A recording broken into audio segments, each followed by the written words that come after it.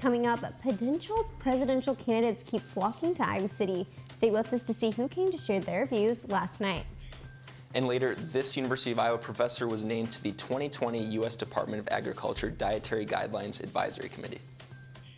Did Iowa swimming make a splash at the Big Ten tournament? We'll tell you the answer in sports, and hopefully Declan will stop making bad jokes in sports too. We'll be seeing some more crazy weather this week. Stay tuned for weather.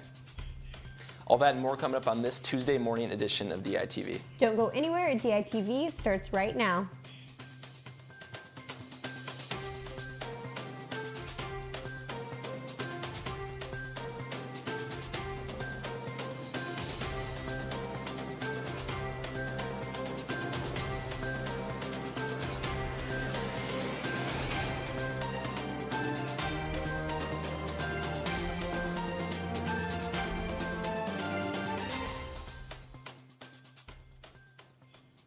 Good morning and thank you for tuning in. I'm Mackenzie Cooper. And I'm John Chenoweth.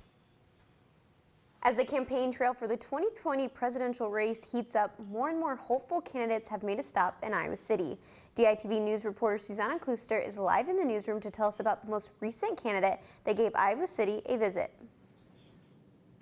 Good morning, Mackenzie. And yes, yesterday we had yet another presidential candidate, Pete Buttigieg, make their way through Iowa City to greet people downtown. Pete Buttigieg, mayor of South Bend, Indiana, and now a presidential candidate for the 2020 election, visited Iowa City yesterday afternoon. The airliner was crowded once again with students and community members to hear Buttigieg's reason and platform for running for president. I find everywhere I go, people are sometimes, especially here in Iowa, a little too polite to ask the question of why a 37-year-old mayor thinks he has any business being in a discussion about the highest office in the land. And so I just want to point out why this is a season for something completely different when it comes to leadership in this country. I understand that we're accustomed to seeing people who have marinated in Washington for a long time. That we're accustomed to seeing people maybe with a different background than local government. But I would argue that if we got Washington to look more like our best-run cities and towns instead of the other way around, this would be a better country to live in. And when asked why the student vote is important to him, he had this to say. So I think we really need young people to lift their voices and be heard. No great change has come to this country without a lot of leadership from young people. And the young people who saw him speak yesterday thought his message was appealing. Pete being such a young person and not necessarily directly involved in federal politics, it appeals to me because he's a little bit of an outside view. He's still a politician, which I believe is important. You need to know how government and policy works. For now, Buttigieg is the youngest Democratic candidate for president, the only one who considers himself a millennial, which overall could make him more engaging for pressing issues of this generation.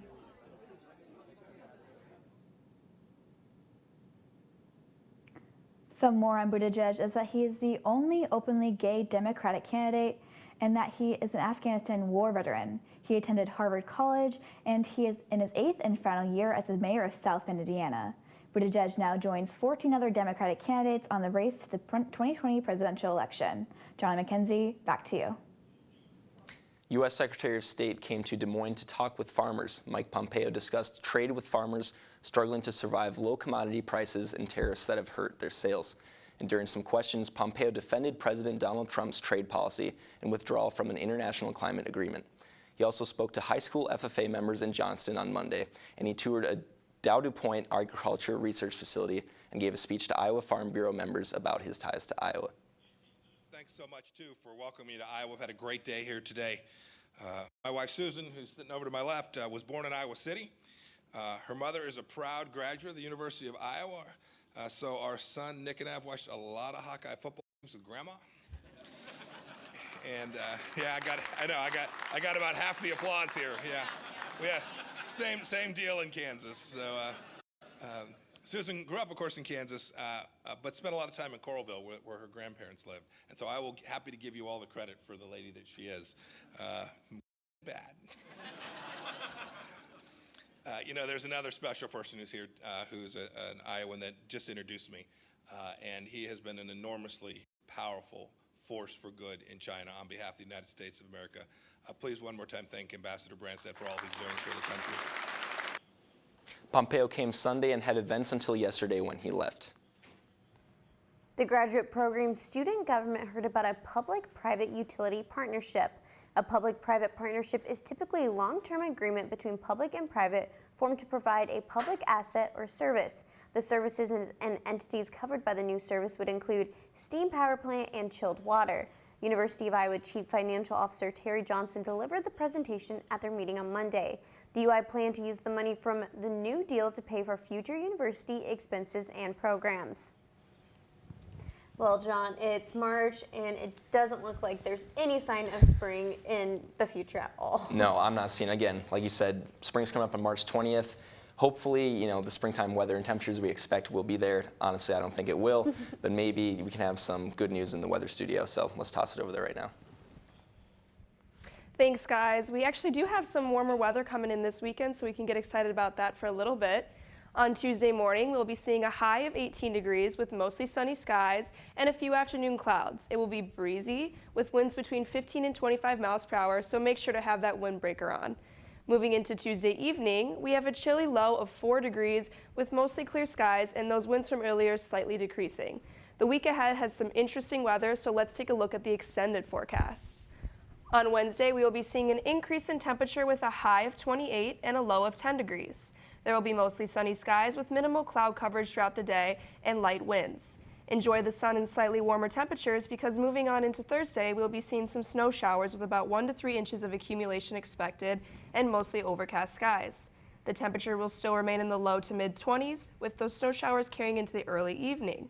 We will see the temperatures warming up slightly into Friday with a balmy high of 38 degrees and a low in the upper 20s. There will be overcast skies in the morning with the sun beginning to shine through later in the day. On to Saturday, those temperatures are increasing even a little bit more with a high in the low 40s and a low in the mid-30s. Don't get too excited though because there is a 90% chance of rain throughout the day continuing on into the late evening. On Sunday, that rain from Saturday will carry over into the morning, turning to snow showers. Temperatures will range from the upper 20s to the upper 30s. There will be considerable winds on Sunday, between 20 and 30 miles per hour, so make sure to bundle up.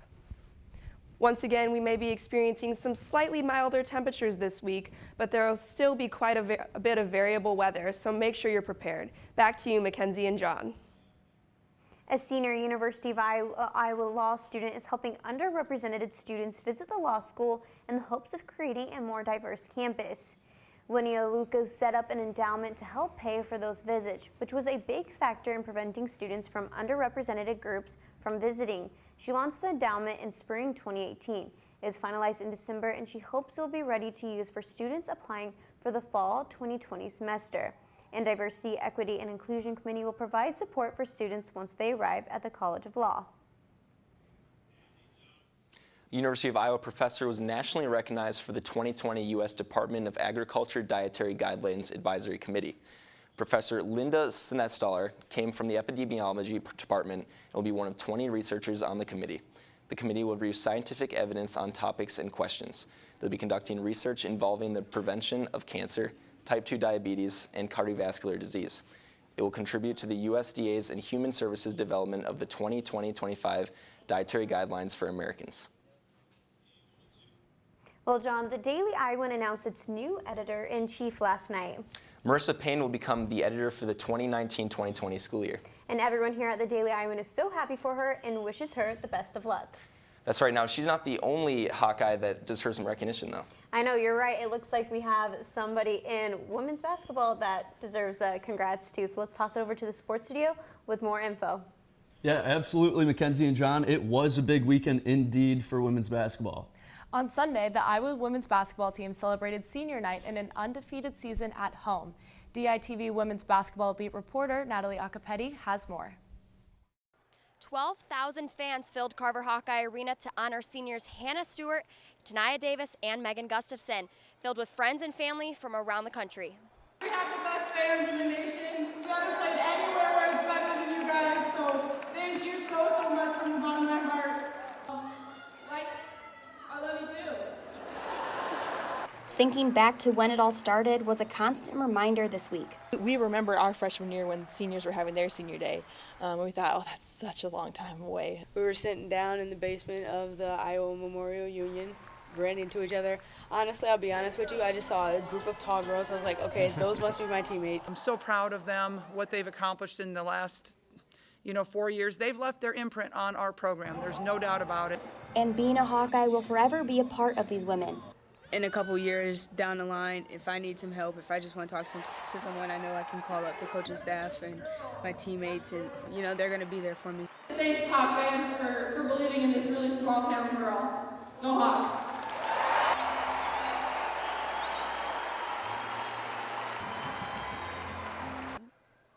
I'm not crying, you're crying. Reporting from Carver Hawkeye Arena, this has been Natalie Acapeti, DITV Sports.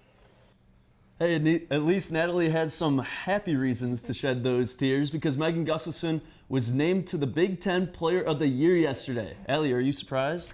Not at all. That should be the first of many awards. Megan wasn't the only Hawkeye getting some conference recognition this week, as the men's Big Ten Swimming and Diving Championships was held right here in Iowa City. This red and navy podium represents what we saw all weekend, but there were some Hawkeye highlights. Shaved head senior Tanner Nelson swam his way to a career best 200 breaststroke in his final meet as a Hawkeye. But it was Iowa's 400 freestyle relay that capped off the championship by earning a new school record and finishing third to be a level A qualifying relay. But when the points were tallied and the trophy was awarded, the Hawkeyes were 8th, and it was Indiana who hoisted it above them all. But overall, just real proud of how they stepped up. And to finish with an A cut, which just a handful of teams get in the country, is really exciting. I'm sure it's bittersweet in a lot of ways for them, but what they're feeling right here is just what you want for everybody. But it's they're here early morning. We're driving in. There's nobody on the road. They're coming in and working hard, trying to get better. Some Hawkeyes will continue racing when the NCAAs roll around, but for many, that was the end of their season. And then home season also ended for the women's gymnastics team this weekend when they hosted Iowa State for their final home meet of the year. The Gym Hawks started the beat off strong, scoring a season high of 48.95 on the vault. And in the next rotation, Iowa earned their second highest score of the day on bars and then dominated the floor with a 9.9 by Lauren Guerin and Clark Kaji. Unfortunately, that was not enough as Iowa lost to Iowa State by just .025 points. Even one score or two scores isn't enough. We can't just bask in that success. I think we just need to keep pushing while having fun, and I think we do a great job of that on the road. I think we all had one common goal of just wanting to go out there and do what we know that we can do, especially coming off of Big Fives. I think we wanted to really back that up, and really proud of us. I think we did that. But the men's gymnastics team had a different result this weekend when they hosted number 7 Nebraska in the Fieldhouse. On the vault, Addison Chung had a career-high night with 14.45, but Chung wasn't the only Hawkeye who had a career best against the Huskers. Jake Brodozan and Nick Merriman had personal records on their parallel bars, and which helped Iowa earn their season high on the event. Iowa finished in first this meet, and J.D. Reeves was not surprised. We're a good team, right? We have the capabilities on any given day of showing up on the floor with any team and doing really well and competing with them and or beating them. And these guys need that. They need to be confident enough to go in. It's a performance sport, right? So the better you feel about yourself and the better the energy is, the better you do. I hope that they own that and they understand that they earned it because they trained really well. And if they keep doing that and follow the course of the training, everything will peak out at the right time and we'll be good to go when the postseason hits. That's all we got in sports. Back to you guys at the desk. Thank you for tuning in. I'm John Chenoweth. And I'm Mackenzie Cooper. Have a great day, Iowa City.